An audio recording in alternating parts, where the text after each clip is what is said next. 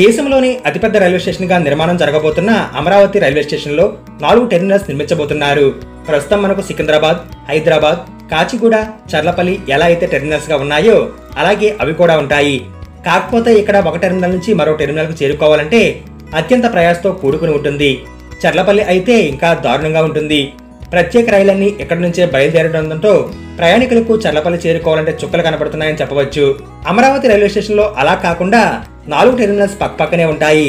అక్కడ నుంచి దేశంలో అన్ని వైపులకు వెళ్లేందుకు రైలు సౌకర్యం ఉంటుంది. ఉత్తరాది రాష్ట్రాలకు ఒక టెర్మినల్, దక్షిణాది రాష్ట్రాలకు ఒక టెర్మినల్, 2 తెలుగు రాష్ట్రాలకు ఒక టెర్మినల్, ఈశాన్య రాష్ట్రాలకు ఒక టెర్మినల్ ఉంటుంది. ప్రయాణికులు ఇబ్బంది పడకుండా ఉండడం కోసం ముందుగానే ఇలా నిర్మాణం చేస్తున్నారు. అంతేకాకుండా రోజుకు 3 లక్షల మంది రాకపోకలు సాగించే సామర్థ్యంతో 24 ప్లాట్ఫామ్స్ సిద్ధం కానుంది. దీనికోసం 2500 కోట్ల రూపాయలు వ్యయం కానుంది. ప్రస్తుతం పశ్చిమ బెంగాల్లోని హౌరా 23 ప్లాట్ఫామ్స్ తో అతిపెద్ద రైల్వే స్టేషన్ గా ఉంది. అమరావతి అందుబాటులోకి వచ్చిన తర్వాత ఇదే అతిపెద్ద స్టేషన్ అవుతుంది. అలాగే దేశంలో అతి పొడవైన రైల్వే వంతెన కూడా రాబోతుంది.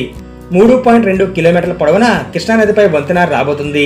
విమానాశ్రయం తరహాలో ఉండే ఈ రైల్వే స్టేషన్ కు సమీపంలోనే అతిపెద్ద గూడ్స్ యార్డ్ ని ఏర్పాటు చేయాలని భారతీయ రైల్వే భావిస్తుంది.